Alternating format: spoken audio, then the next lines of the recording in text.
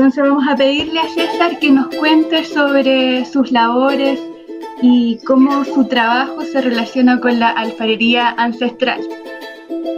Ya. La alfarería, yo lo que desarrollo es un trabajo sobre las culturas prehispánicas ligado a la alfarería.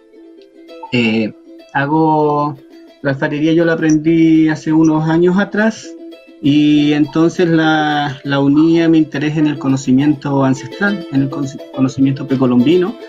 Me gustan mucho las culturas de América prehispánica, y dentro de ese gusto está la alfarería, porque las culturas prehispánicas tienen distintas artes. Entonces una de ellas es la alfarería y eso es lo que a mí me ha interesado.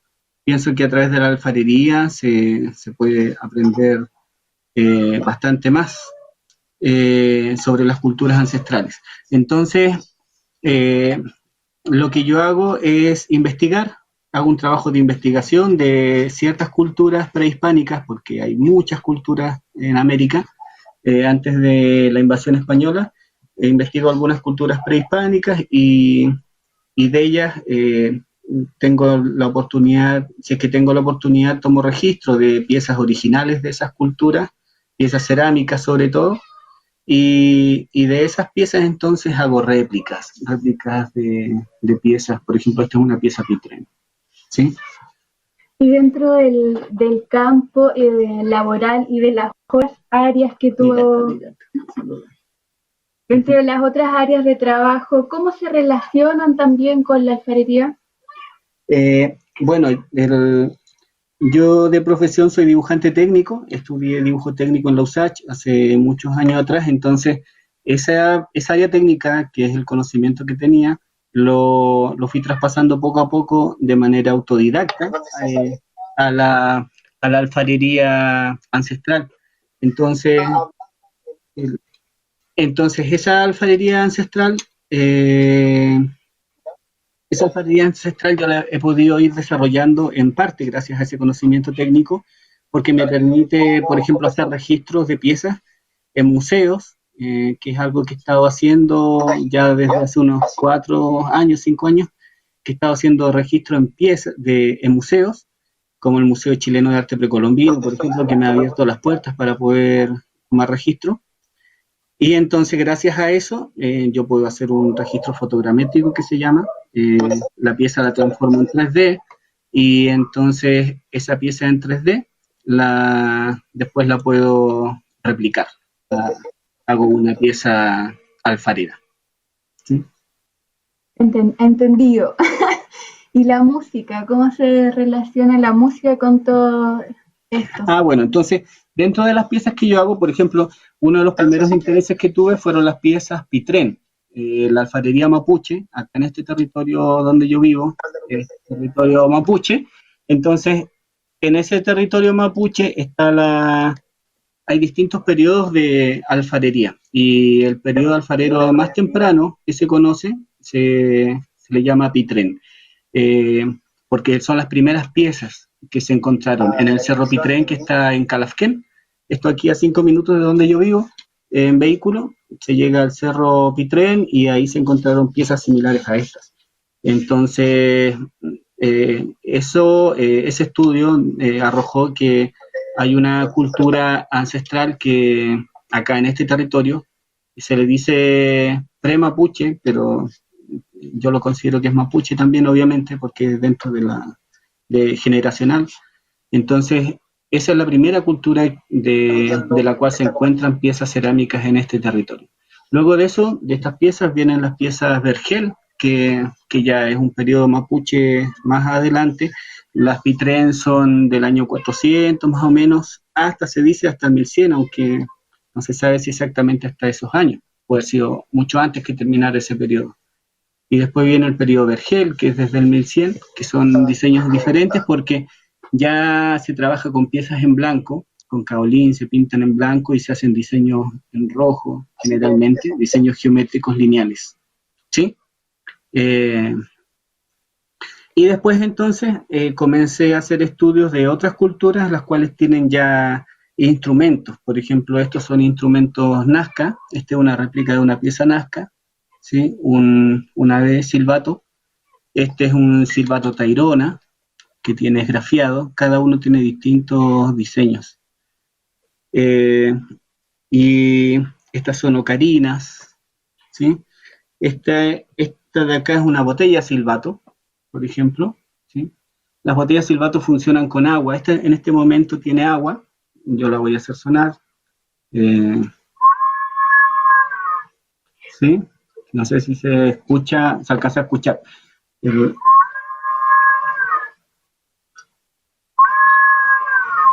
¿Sí? Ese sonido lo provoca el agua que está aquí dentro.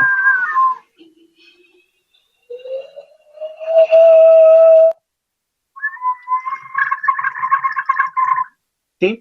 Son botellas que existían en algunas culturas, sobre todo de la zona ancestral del Perú antiguo y de Ecuador. Ahí hay muchos de estos tipos de botellas. Acá, esta es otra, una botella silbato, por ejemplo, que es una botella silbato de un solo cuerpo, con un silbato que está conectando el asa con esta ave bicéfala, y entonces suena así. ¿Sí? Este otro tipo de botella, y así, hay piezas, por ejemplo, que no son silbatos, piezas que son de aguita, como en este caso. Este es un plato de aguita, en el cual aquí algo que predomina, que le da el valor a esta pieza, es el engobe, el diseño, que son los de aguita generalmente hacían este tipo de diseño, se pintaban en rojo, ¿sí? Con engobes, luego fondos blancos con diseños blancos o con diseños negros o rojos. En este caso son diseños negros, ¿sí? Esta se llama escudilla, es una escudilla de aguita, está cocida. Y hay un ave silbato triple. Hay una ave silbato. Sí. Y esta es una pieza de aguita, también una pieza que tiene dos caras, ¿sí? Tiene dos caras que se muestran. Este es ya un de aguita inca, o sea, son diseños de aguita, pero ya tenían influencias inca, en este caso. ¿Sí? Esto se hace con engobe. El engobe es la pintura en tierra. Y el silbato triple es este. Es un silbato que da 3 sonidos. ¿Sí? Y así hay montones de otros silbatitos, silbatos simples, que se pueden encontrar en distintas culturas. ¿Sí? Acá en la pauta aparece un concepto sobre tecnología. Sí, lo que pasa es que yo para hacer todo este tipo de piezas, entonces obviamente la réplica que es en cerámica, la pieza con greda o con arcilla, antes de hacer la pieza se requiere de un estudio. Estas son réplicas, no es una inspiración en alguna cultura, sino que es una réplica de una pieza que existió. Generalmente las piezas ancestrales que se han encontrado se han desenterrado, ¿cierto?, de cementerios, entonces son piezas que eran ofrendas, y entonces en base a la investigación investigamos estas piezas y le tienes que tomar sus medidas, sus formas, sus características de acuerdo a la cultura que tiene. En este caso la cultura Pitrén, por ejemplo, tiene unas características muy definidas. Entonces para hacer eso se necesita también de algo de tecnología. De mi parte, por lo menos, el conocimiento que tengo, que es de fotografía y de fotogrametría, y la parte técnica de dibujo técnico me permite entonces hacer un registro fotogramétrico que se llama, que es lo que voy a dar en el curso de este lunes que comienzo. A partir de este lunes comienzo el curso de fotogrametría, que consiste en pasar una pieza original, en este caso que esta sea la pieza original del museo, a través de registros fotográficos, muchas fotografías alrededor de esta pieza. Entonces puedes hacer un registro, puedes terminar logrando un modelo 3D de la pieza. Entonces cuando ya tienes el modelo 3D, lo llevas al computador y entonces puedes tomar las medidas, puedes hacerle cortes, puedes hacerle vistas laterales, frontales, superiores, Un registro anatómico de la pieza. Un registro anatómico de la pieza. Y entonces, con eso ya tú puedes sacar una réplica. Lo mismo sucede con cuando son instrumentos, por ejemplo, las botellas silbato, yo hago un registro en el museo, hago un registro en video, fotográfico además, y además lo grabo. Tengo una grabadora que me permite grabar exactamente los sonidos que genera ese instrumento. Entonces, en el caso de la botella Wari, por ejemplo, esta botella yo la saqué el original, estaba en un museo precolombino, acá en Chile, y entonces yo hice el registro fotográfico, un registro fotogramétrico, hice una grabación del audio, y entonces con toda esa recopilación de información, luego en casa, pude traspasar la información a computador, hacer los detalles técnicos, y entonces logré esta réplica, ¿sí? Sin tener la pieza al lado, la original, porque ya tenía yo una réplica digital. Sí, entonces así se puede lograr este tipo de réplicas. Entonces esa es la ventaja. El aporte que tiene la tecnología. Esa es la ventaja de la tecnología, por eso yo siempre digo la tecnología al servicio de la sabiduría ancestral, porque cuando está bien encaminada la tecnología, cuando puedes aprovechar esos conocimientos tecnológicos que tienes al servicio del conocimiento ancestral, entonces el kimun, o conocimiento o sabiduría que vas adquiriendo es bastante, en mi caso me encuentro que es bastante más provechoso, porque puedes hacer algunos estudios que no se pueden hacer con una pieza en una vitrina. Por ejemplo, tú puedes ir a un museo y ves una pieza y está en una vitrina detrás de un vidrio, y le puedes sacar fotos, pero no puedes hacer más. No puedes hacer mediciones más exactas, no puedes ver el tipo de trabajo que tenían antes los antiguos. Por ejemplo, cuando tú ya tienes una pieza en tus manos o logras hacer un registro fotográfico o de video o un registro 3D exacto de una pieza, puedes ver si ellos trabajaban con el sistema de lulo, por ejemplo, o con el sistema de golpeteo. Puedes revisar la pieza y puedes entonces sacar más información todavía. Puedes revisar bien los diseños, qué tipo de diseños tenían, cómo los hacían, por ejemplo, cuando es el caso de dibujo de negativo, como en esta pieza, que esta pieza está hecha con negativo, o sea, estos diseños se hacen después de cosida la pieza. En cambio, en este caso, los diseños se hacen antes de coser la pieza. Y así, bueno, la alfarería prehispánica tiene muchas técnicas, mucho conocimiento, y si te das cuenta, los antiguos no tenían las herramientas de hoy en día en cerámica. Antiguamente, para hacer este pintado, ellos no tenían pinceles, no iban a una tienda y compraban engobes, pinturas para cerámica, no tenían esmaltes para cerámica, pero lograban piezas con brillo, lograban piezas con diseños. Por ejemplo, esto está hecho con el sistema ancestral y... O precisión en las líneas. La precisión es cosa de ver los diseños Nazca, por ejemplo, o los diseños de Aguita. Claro, cómo ellos trabajaban, la definición de la línea, que es algo impresionante. Esta pieza, por ejemplo, también es una réplica, pero con sistema de trabajo ancestral, y, por ejemplo, el brillo que se logra, también ellos lo lograban hacer, al igual como yo lo pude hacer aquí aprendiendo las técnicas ancestrales. No se necesita aquí poner esmalte, no se necesita poner brillos adicionales, lacas, nada de eso, sino que solo con, en este caso, bruñido, que se bruñen con piedra, ¿sí? Se hace bruñido y después ahumado. Cada pieza tiene una técnica diferente. Precioso trabajo. Gracias. ¿Cómo vinculas todo lo que estás mostrando acá o toda la investigación que has llevado a cabo con la educación y la difusión de la educación, diga esto? Bueno, este conocimiento yo lo imparto en talleres en escuelas, sobre todo, y además de las escuelas en las que trabajo, o trabajaba, porque ahora con este cambio rotundo que hubo a través de esta crisis o esta pandemia, entonces obviamente no estamos trabajando en escuelas. Yo no estoy realizando talleres en este momento en las escuelas, pero hasta el año pasado yo hacía estos talleres dentro del ramo de Mapudungún, acá en Panguipulli hay una, y en el área, en territorio mapuche, o por ley, en todas las escuelas donde haya un porcentaje más alto de niños con descendencia indígena, entonces por ley se tiene que ejercer un ramo que es el ramo intercultural.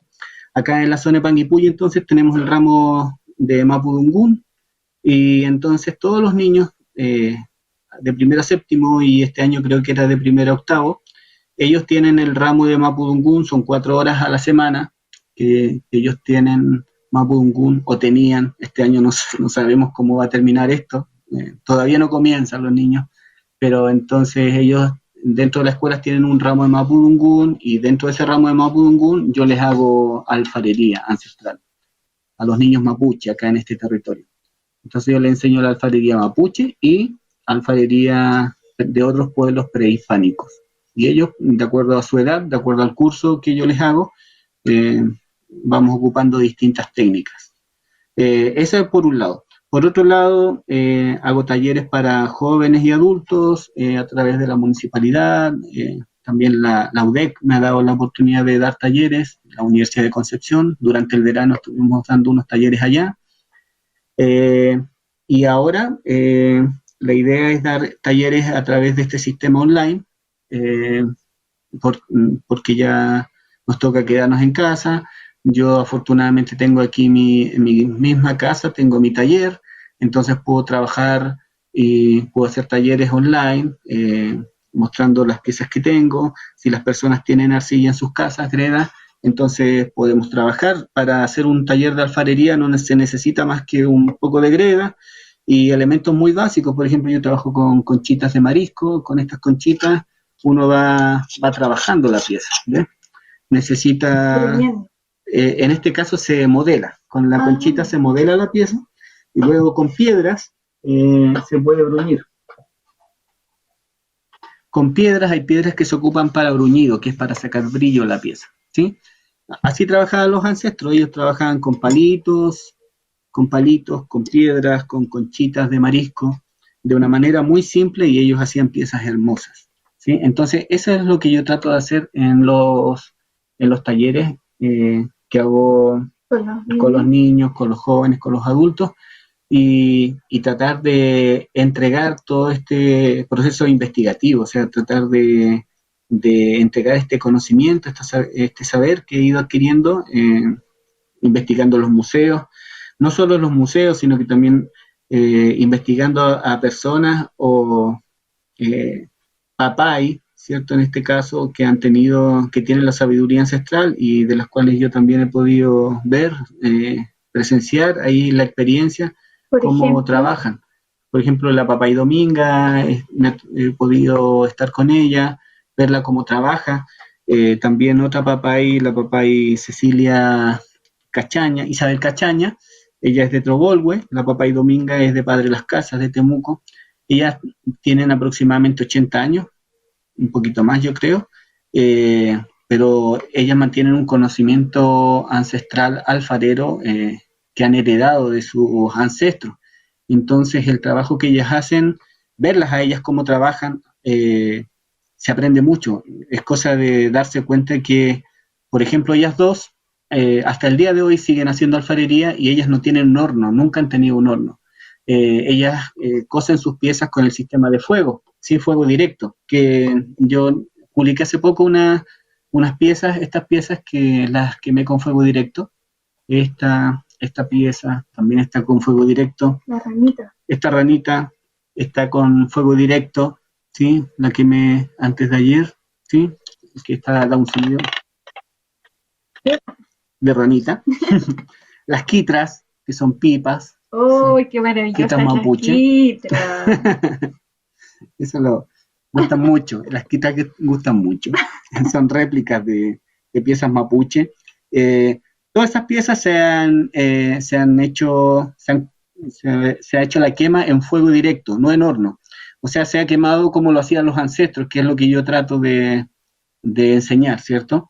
Entonces, desde el comienzo, el trabajo que se comienza con greda y modelas con los dedos y un poco de agua y una conchita si es que necesitas o un palito para apoyarte, ¿sí? Con eso comienzas a hacer tu modelo y luego la pieza se va secando y tú la bruñes con una piedra y después ya está seca la pieza, haces un fuego y la metes al fuego y sacas la pieza cocida. Así es como trabajaban los antiguos y no ocupaban horno, no ocupaban elementos cerámicos que hoy en día existen.